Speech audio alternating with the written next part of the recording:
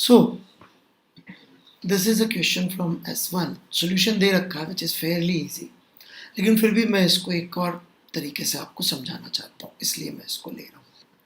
Particle of mass M is taken from position A to B, A से B लेकर जा रहे हैं along the circular path by force F factor. Force F factor बड़ा special है, magnitude constant है and always directed towards point B. आप देखेंगे तो नोट्स में मैंने एक कॉन्सेप्ट दिया था सेंट्रल फोर्सेस का, और आप देखें तो ये सेंट्रल फोर्स है, this F vector is a central force, क्योंकि मैग्नीट्यूड कांस्टेंट है, मतलब थीटा या तो आर पे डिपेंडेंट है, मतलब कांस्टेंट भी डिपेंडेंट कह सकते हैं, पर थीटा पे डिपेंडेंट नहीं है, एज इन जैसे हमने वहां समझाया था कि magnitude should be function of R and nothing else, तो नथिंग एल्स तो ट्रू है और कांस्टेंट को आप मान सकते हैं। तो इसको हम लोग कह सकते हैं कि एक सेंट्रल फोर्स है, और सेंट्रल फोर्स होता है कंजर्वेटिव।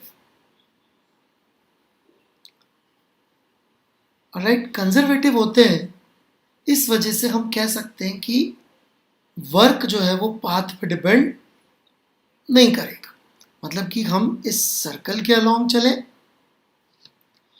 या फिर हम किसी और पाथ के अलोंग चलते वर्क सेम आएगा। तो क्यों ना हम ए से बी सीधे चले जाए, क्यों ना हम ए से बी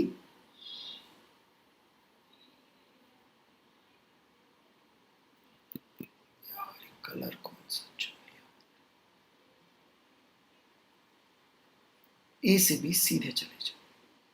सीधे जाएंगे तो कितनी लेंथ आएगी इस पाथ की, r√2, और work is independent of path, चूंकि कंजर्वेटिव है तो आप सीधे सीधे f इंटू r√2 भी वर्क लिख सकते थे। राइट, यहाँ पर ये थोड़ा सा इस तरह से बताया गया कि भाई मान लीजिए हम किसी रस्सी से इसको खींचते, तो रस्सी कितना चलती है एक्चुअली यहाँ खींचने में, वो r√2 चलती, उस लॉजिक से सोल्यूशन दिया गया।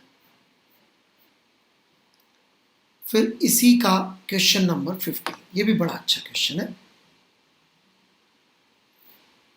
S1 का ही क्वेश्चन नंबर 50।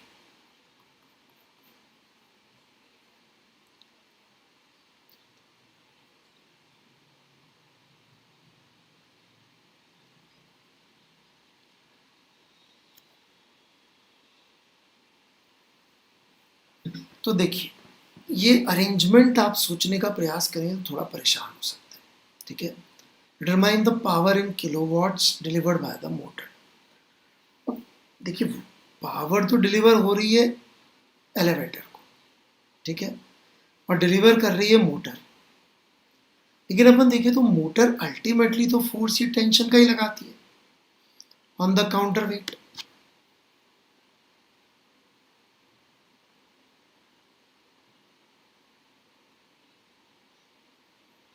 इसी के थ्रू डिलीवर हो रहा है। तो प्लीज अंडरस्टैंड कि ये जो T is the force applied by the motor is very very important, क्योंकि जो भी पावर डिलीवर्ड का अपन फॉर्मूला निकालेंगे वो ultimately tension into velocity of point of application that is W आएगा, चाहे हम ए पार्ट सॉल्व करें चाहे बी पार्ट सॉल्व करें। अब ए पार्ट में अपन देखिए elevator is moving down at the constant speed of 3, यदि ये 3 से नीचे जा रही है तो बहुत इजीली प्रूव हो जाता है कि काउंटर वेट 6 से चल रहा होगा। ना केवल इतना, यदि अपन न्यूटन लॉ की इक्वेशन लगा दें तो टेंशन की ये वाली टी डैश की वैल्यू निकाल सकते हैं कि भाई ये टी डैश जो होगा 2d डैश, ये एलिवेटर के मास को बैलेंस कर रहा होगा विच इज 3000 g। तो इससे टी डैश की वैल्यू मिल गई विच इज 15,000। ये 15,000 हमने बना रखा है यहाँ पर, 10,000 इसका वेट हो गया, इससे निकली टी की वैल्यू विच इज 5,000, और इसको अपन ने 6 से मल्टीप्लाई कर दिया and we get answer to part A. अब हम लोग बी पार्ट के इसके सॉल्यूशन की बात करते हैं। राइट, अब इसमें क्या बोल रहा है बी पार्ट में, when it is an upward velocity of 3 metre per second, ध्यान दीजिएगा एलिवेटर की वेलोसिटी है 3 मीटर पर सेकेंड, ठीक है। तो जो हमारा काउंटर वेट होगा उसकी वेलोसिटी हो जाएगी 6 metre per second downwards. And deceleration of 0.5, deceleration of 0.5 ऊपर जाते हुए डिसेलरेशन है, मतलब कि एक्सेलरेशन नीचे की तरफ हो गया इसका एलिवेटर का, कितना हो गया 0.5।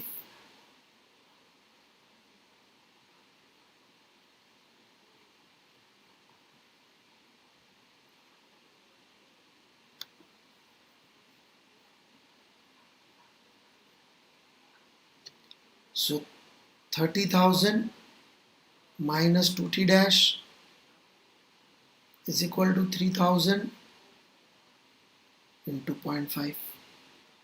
इससे आप 2t dash निकाल सकते हैं।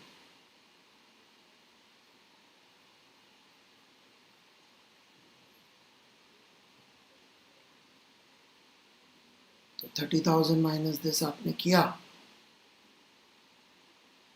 कितना हो गया ये 1,500। So that is 28,500 2t dash का वैल्यू। ऑलराइट, और इसका एक्सेलरेशन नीचे था तो काउंटर वेट का एक्सेलरेशन हो जाएगा। ऑलराइट, किस तरफ, इसका नीचे था तो उसका ऊपर हो जाएगा, कितना हो जाएगा 1 हो जाएगा। अब काउंटर वेट का एफडी बना लीजिए, एक टी डैश, एक टी,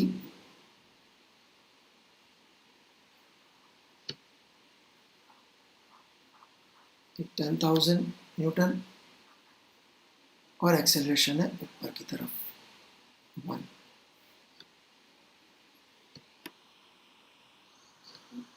तो कितना आ जाएगा, इक्वेशन लिखेंगे तो हम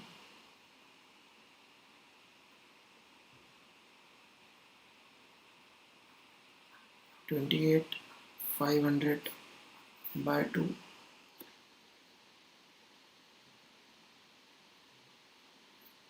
minus 1,000 minus t is equal to 1,000 into 1। इसको t के लिए सॉल्व करिए और इस t को मल्टीप्लाई कर दीजिए इसकी वेलोसिटी से, तो t into 6 would be your power in the b part।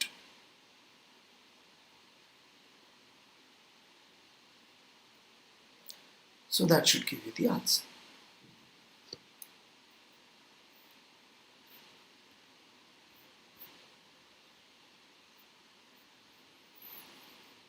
Then S1 में ये एक सवाल था, इसको A0 से खींच के ले जा रहे हैं, और what is the minimum acceleration, horizontal acceleration, so that the mass can reach just point Q। तो यदि हम इसके फ्रेम में चले जाएं तो इसके ऊपर एक तो रियल फोर्स लग रहा होगा, एक सूडो फोर्स लग रहा होगा, और सूडो फोर्स वर्क कर सकता है, मैंने आपको बताया हुआ है। सो ये दोनों का वर्क लिखा अपन ने, और यहाँ जाते जस्ट पहुंचा तो यहाँ जाके वेलोसिटी 0 कर दी, और इनिशियल वेलोसिटी भी 0 थी, तो डेल्टा के को 0 कर दिया, दोनों का वर्क इक्वल कर दिया, सॉल्व कर दिया। Very easy.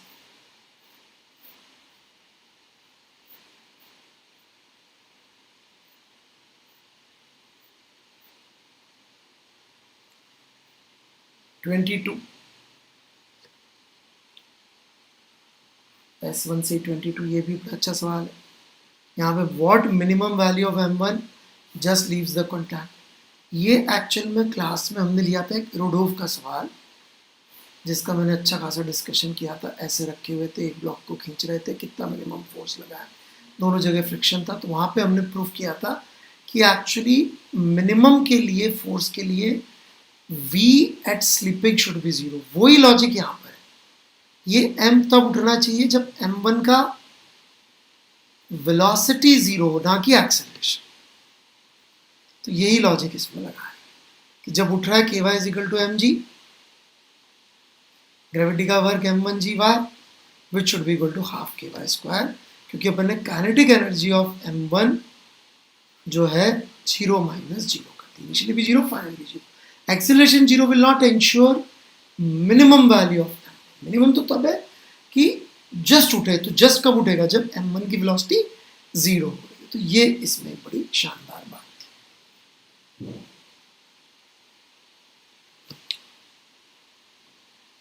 24 में इतना कोई कॉम्प्लिकेशंस नहीं है, मैंने फिर भी एक सवाल ले लिया।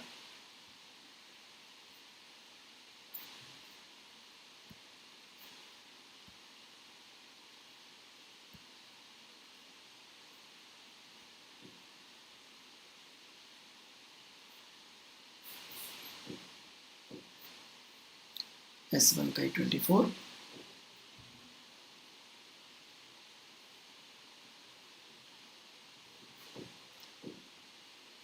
The sleeve is connected to spring whose upper end is connected to fixed support.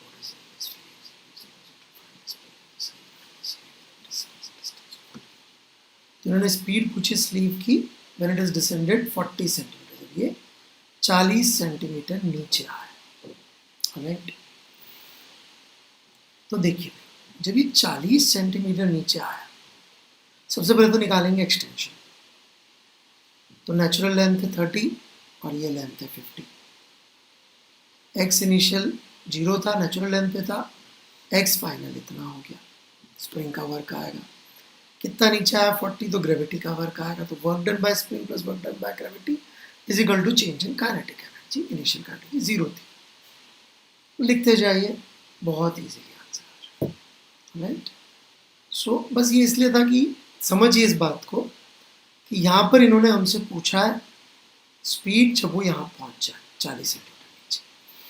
Time पूछा था तो वर्क एनर्जी से नहीं होता है, फिर सॉल्व होता है एनएलएम से। तो ये छोटी सी बात थी, क्योंकि अरेंजमेंट तो ऐसे कैसी हमको और जगह भी देखने को मिलेगी।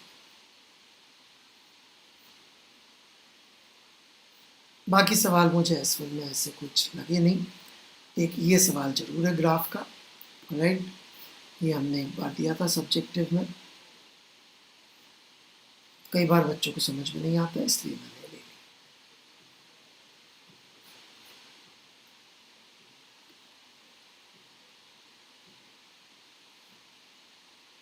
कि भाई हमको तो ऐसा करना है region x greater than a में ना मिले।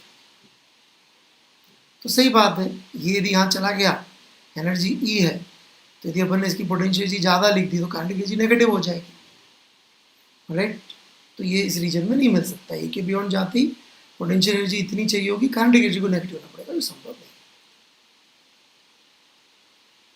राइट, तो इसमें अपन से क्या पूछा है, specify the regions in which the particle cannot be found for the energy marked as E from the graphs। किस रीजन में नहीं मिल सकता, जैसे ग्रेटर देन E में नहीं मिल सकता। अब इसकी बात कर रहे हैं, ये एनर्जी है। राइट, ये यहाँ चला जाए तो potential energy negative, kinetic energy negative हो जाएगी। यहाँ चला जाए तो नेगेटिव हो जाएगी। तो ये कहाँ नहीं मिलेगा, किसी भी एक्स में ये पार्टिकल नहीं मिल सकता। राइट, नॉट पॉसिबल, कहीं नहीं मिलेगा पार्टिकल पूरी मास इनटू प्लस इन्फिनिटी। यहाँ देखिए, राइट, भाई टोटल एनर्जी का फॉर्मूला है kinetic energy plus potential energy. Potential energy negative हो सकती है, काइनेटिक एनर्जी तो नेगेटिव हो नहीं सकती, हाफ mv स्क्वायर, कैसे नेगेटिव। राइट, अब इसके लिए पूछ रहे हैं जो जिसके पास एनर्जी ये इस रीजन में नहीं मिल सकता, इसमें भी नहीं मिल सकता, पर इस रीजन में मिल सकता है, क्योंकि यदि पोटेंशियल एनर्जी नेगेटिव हो रही है और टोटल एनर्जी प्लस ही है तो काइनेटिक एनर्जी भी पॉजिटिव हो सकती है। तो ए से बी के रीजन में मिल सकता है ग्राफ 2। ग्राफ 3 में बड़ा इंटरेस्टिंग है, इस रीजन में प्रॉब्लम है होने में, क्योंकि टोटल एनर्जी जो है वो इतनी है और पोटेंशियल एनर्जी उससे बड़ी आ रही है, तो काइनेटिक एनर्जी नेगेटिव हो जाएगी। लेकिन इस रीजन में कोई प्रॉब्लम नहीं और इस रीजन के बियॉन्ड कोई प्रॉब्लम नहीं, क्योंकि पोटेंशियल एनर्जी ई से कम है तो काइनेटिक एनर्जी पॉजिटिव हो सकती है, इसलिए answer. So these were few questions which I like. Right, S1 के नेक्स्ट पार्ट में मैं S2 के क्वेश्चंस डालूंगा जो अच्छे हैं।